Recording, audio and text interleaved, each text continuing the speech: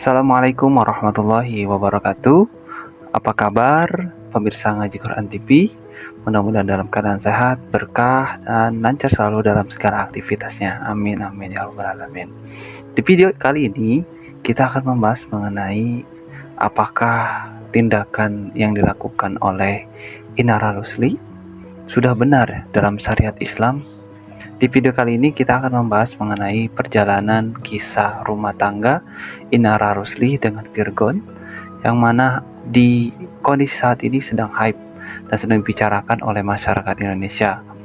Dengan harapannya video ini muncul bisa memberikan inspirasi dan bisa memberikan gambaran pada kita semua. Mudah-mudahan saat ini bagi teman-teman, bagi para pemirsa yang belum menikah, Allah hadirkan pasangan yang terbaik, tidak hanya pasangan dunia saja, melainkan pasangan dunia dan akhirat.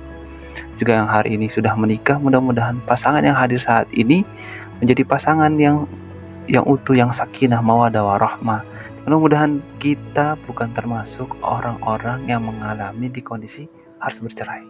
Berikut kisah perjalanan Inara Rusli dan biodatanya. Inara Rusli adalah seorang selebgram dan kini menjadi mantan istri dari penyanyi Virgon. Inara Rusli kini disorot usai membongkar perselingkuhan suaminya, yaitu Virgon. Inara pun membongkar kelakuan suaminya yang telah berselingkuh pada tahun 2021. Ibu dari 3 anak itu mengaku sudah memberi kesempatan untuk Virgon saat ketahuan selingkuh di tahun 2022. Saat tahun 2022, Virgon berjanji untuk tidak mengulangi kesalahannya lagi. Ia mengaku akan siap diproses secara hukum agama Islam dan pemerintahan Indonesia jika berselingkuh lagi. Sejak tanggal 27 September tahun 2021, jika bercerai, Virgon juga berjanji akan memberi hak asuh anak-anaknya ke Inara Rusli. Ia juga harus memberi nafkah 40 juta rupiah per bulan kepada Inara Rusli untuk 3 anaknya. Berdasarkan pengamatan dan keadaan, Inara pun sadar sepertinya Virgon tidak akan menyanggupi memberi nafkah setelah bercerai.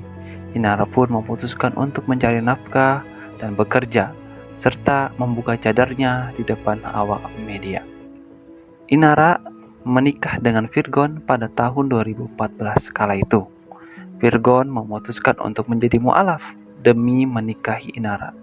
Diketahui Inara pertama kali terjun ke dunia industri hiburan pada tahun 2003. Kala itu ia menjadi model dan bintang iklan pada tahun 2009. Inara pun terpilih menjadi 3 besar cewek high yang semakin melambungkan karirnya. Inara juga pernah bergabung dengan girl band Beksa di tahun itu. Di tahun 2015, Inara pernah membintangi FTV berjudul Preman Insaf Jadi Ustadz. Kini, Inara sudah jarang muncul di layar kaca.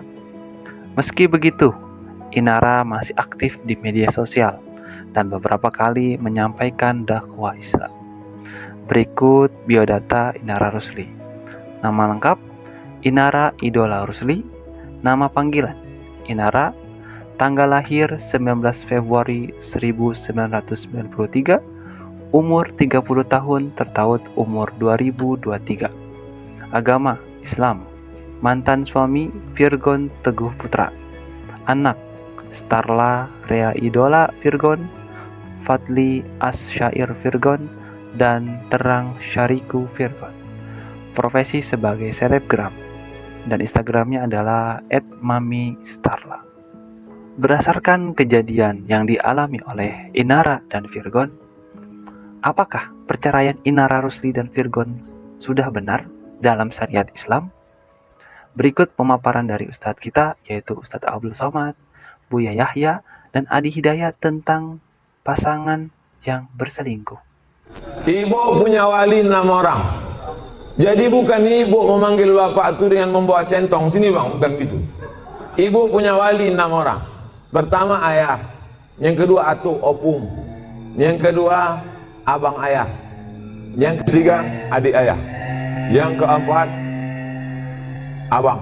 Yang pertama ayah, yang kedua datuk opung, yang ketiga abang, yang keempat adik laki-laki, yang kelima abang ayah, yang keenam adik ayah.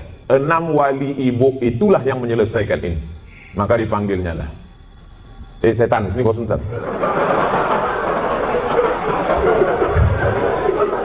Orang berselingkuh itu mesti gitu manggilnya. Tak pula kita panggil, kepada menantu kami silakan datang. Naiklah tengkuk dia. Kalau ada yang polisi, tentara situ, cabutkan pistol, letakkan di atas meja itu, pang, letak. Biar tahu, walaupun tak ada pelornya. Ku dengar kau udah selingkuh. Kemarin tertangkap screenshot SMS, ini dia kan, di foto perempuan dia kan, kau jangan macam-macam. Kau berhenti selingkuh. Kalau kau tak berhenti, jadi kasih dia mop, di mop dia sikit. Habis itu berhenti. Iya pak, aku stop nih. Ada berhenti dia, tinggal lagi ibu. Mau ibu menerima barang second nih?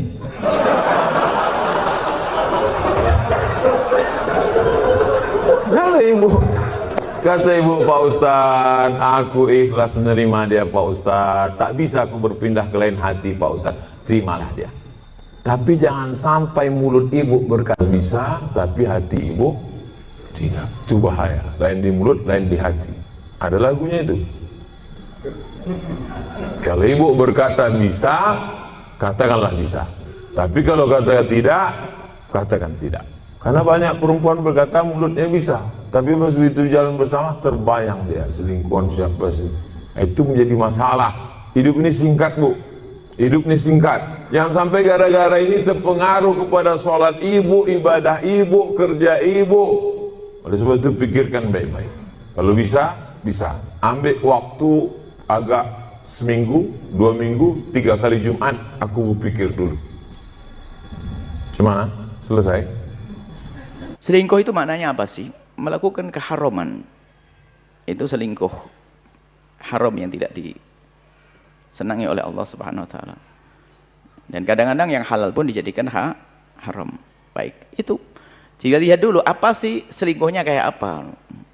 Kadang-kadang kalau masalah menikah lagi ada permasalahan yang dibahas, bukan masalah perselingkuhan. Kalau misalnya suaminya kok pakai sering itu misalnya ada seorang wanita punya suami sering selingkuh, berarti telah melakukan kesalahan-kesalahan. Kalau kasusnya melakukan zina atau melakukan keharaman, ya dinasihati, diingatkan dan seterusnya. Tapi kalau sudah sampai derajat zina, misalnya sang suami juga bercerita kalau dia pernah zina sana sini, itu adalah fasik, dosa besar. Anda ingatkan dan ingatkan. Kalau sudah tidak mau diingatkan dengan baik, di samping itu Anda benah diri juga. Setelah diingatkan nggak baik, Anda sebaiknya segera menghindar, karena mungkin dia akan menghantarkan Anda pada keputusasaan, lalu niru berzina juga. Seorang wanita menjadi berzina juga, dia ngelakuin, ngapain saya tahan-tahan? Na'udzubillah, putus asa, senang setan. Atau akan membawa penyakit. Atau akan didengar oleh anak-anak.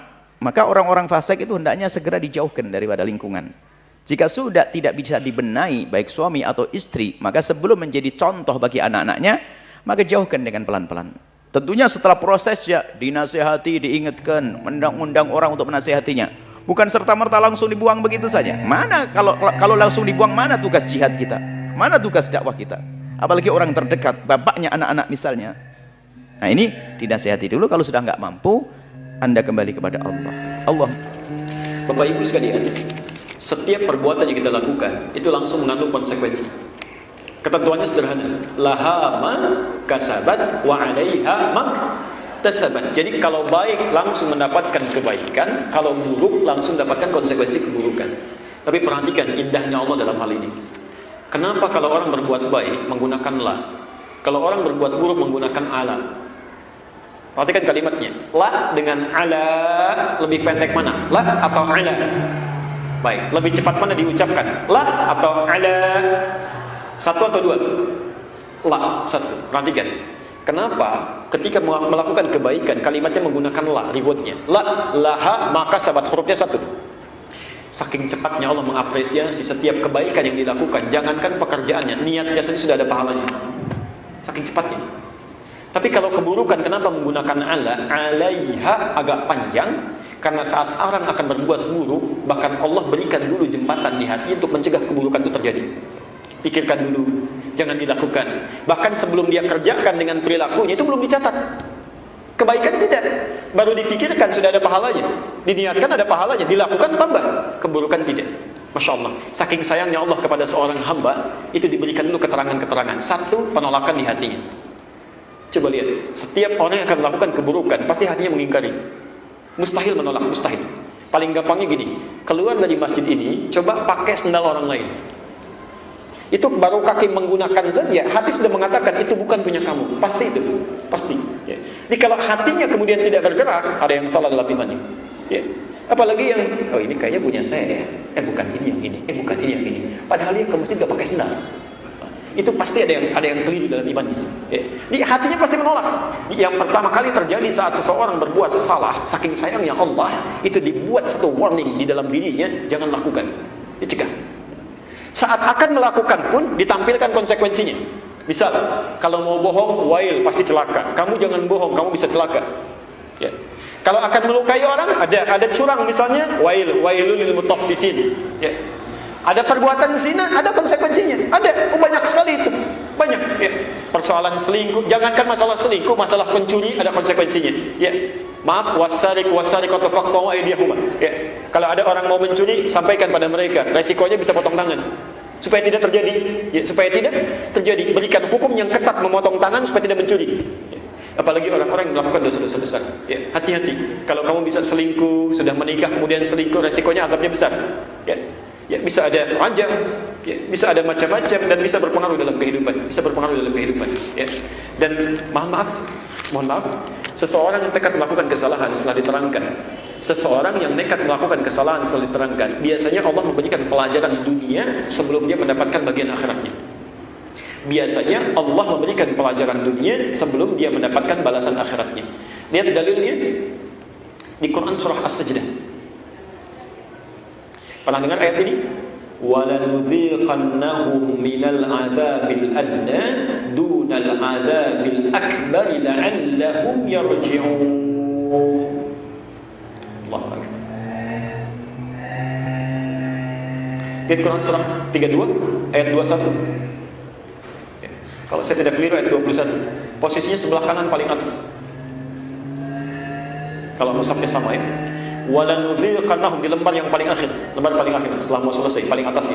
Walanudhiqannahum minal adzabil adna dunal adzabil akbari la'allahum yarji'un. Perhatikan kalimatnya. Dan kami akan timpakan kepada sementara orang supaya dia sadar, ya, hukuman dunianya. Ada orang yang oleh Allah diluruskan di dunia dulu, seperti dihukum, ya, diberikan pelajaran dunianya, dunal adzabil akbar, bukan siksa yang nanti diberikan saat di akhirat. Allah tangguhkan siksa akhirat, tidak diberikan, ditahan-tahan begini, diberikan hukuman dunia supaya dialihkan, la'allahum yarji'un, supaya dia kapok dengan itu, kemudian dia tobat. Ya. Dengan tobatnya ini siksa akbar yang ada di akhirat tidak akan diberikan. Ya, tidak akan diberikan. Ada dosa-dosa yang saking sayangnya Allah, jangan sampai kamu dihukum saat di akhirat nanti, diberikan jalan keluar. Karena dia diingatkan gak mau dengar, ditampakkan gak mau sadar, maka diuji dengan musibah. Ya, saking sayangnya Allah ditangkap dia. Cara nangkapnya juga polisi lain, ya, seperti dihinakan di masyarakat, ditampilkan, diisolasi. Masya Allah, kurang apa lagi? Kalau sudah diisolasi, ditempatkan di satu tempat, diberikan tausiah, ya, tiap hari dengar tausiah saja, tiap hari dengar ceramah, kemudian dipisahkan dari orang dengan 12 tahun belum sadar juga. Berapa lama yang waktu yang dibutuhkan untuk sadar? Supaya dia tobat dengan menangis, dengan tobat, dengan dirampas yang kelihatannya seperti diambil hartanya, bukan. Itu kamu memang korupsinya 5 miliar, tapi 5 miliar itu jadi modal masuk ke perut, jadi alat usaha, bertambah, diambil kena TPPU yang diambil 10 miliar. Karena yang haram tadi menyebar, saking sayangnya Allah, diambil yang 5 miliar, diambil semua yang haramnya 10 miliar diambil. Supaya kamu bersih hidupnya, tobat kamu, yang haram sudah keluar, yang tobat, yang dosanya sudah dihapuskan, tinggal tersisa yang baik-baiknya saja. Tersisa yang baiknya, maka azab yang di atas itu ditangguhkan oleh Allah, maka bisa dihapuskan. Ya. Tapi kalau masih nekat melakukan itu semua, maka boleh jadi bukan hanya siksaan yang ada di dunia, tapi yang di akhirat pun bisa menanti dan bisa menjadi ancaman yang sangat luar biasa. Ya. Nanti satu saat kita akan bahas, kalau nanti sudah tiba pada masanya, ada ayat-ayat yang membahas tentang pacaran. Ya, nanti itu masih panjang. Ke Al-Hujurat surah 49 ayat ke-13 itu. Ya, kita masih di Al-Fatihah, itu pun belum selesai ya. Jadi masih sabar, nanti ayat surah ke-49 kita akan lihat. Jadi ada pacaran versi kamus, ada pacaran dalam dunia realita, ada pacaran menurut budaya, ada pacaran dalam tinjauan hukum agama. Seperti apa itu? Itu keempatnya bisa berbeda. Ya. Bahkan yang paling menarik begini, yang paling menarik ternyata kalimat pacaran dalam kamus bahasa Indonesia dan sejarah budaya kita sejak dulu itu ternyata kalimat itu bermakna positif dulu.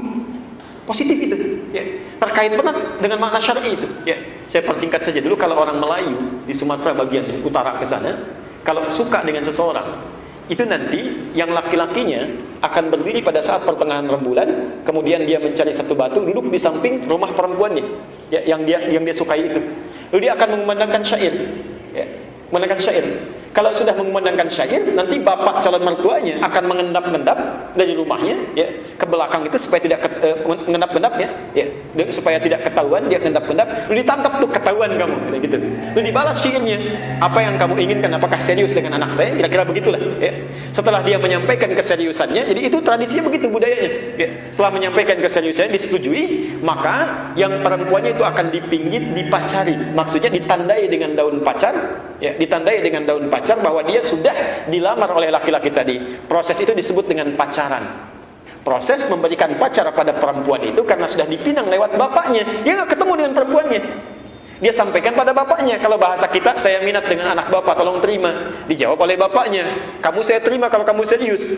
Kalau sudah serius, anak perempuannya akan ditandai dengan daun pacar. Ya, maka dipacari dia, dipacari maksudnya ditandai dengan daun pacar, sudah dinyatakan sebagai perempuan yang dipinggit dan diberikan kursus selama 40 hari oleh ibunya menjadi istri yang salihah. Itu asalnya. Ini kalimat pacaran itu dalam budaya demikian. Dalam kamus pun akan beda. Maka yang jadi salah adalah ketika kalimat itu digunakan dalam konteks pergaulan, keliru dalam prakteknya. Maka berubahlah makna yang positif tadi menjadi makna yang negatif. Ya. Sehingga dengan perubahan negatif ini biasanya yang terakhir yang dipakai. Yang terakhir yang dipakai. Ya. Saya ingatkan kembali sebelum kita berpisah. Satu, syukuri apapun yang telah Allah tetapkan secara total. Ya, bahwa banyak karunia yang sudah diberikan oleh Allah kepada kita.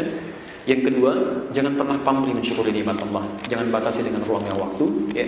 Yang ketiga, yakinkan segala kebutuhan kita pasti diberikan oleh Allah. Yakinkan. Ya.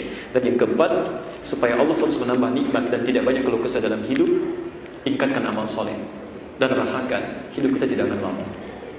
Mudah-mudahan video mengenai profil perjalanan rumah tangga Ina Rusli serta jawaban dari 3 ustadz kita ini bisa memberikan banyak manfaat untuk kita, terutama dalam ilmu rumah tangga dan perceraian. Nauzubillah min dzalik, kita mengalami namanya perceraian dalam rumah tangga. Mudah-mudahan Allah jaga selalu kita, Allah jaga selalu rumah tangga kita, Allah selalu jaga keluarga kita, bahkan anak-anak kita kelak. Dan mudah-mudahan kita dijauhkan dari mara bahaya dan dijauhkan dari kesusahan hidup di dunia maupun di akhirat. Mudah-mudahan bermanfaat. Terima kasih atas kesempatannya. Assalamualaikum warahmatullahi wabarakatuh.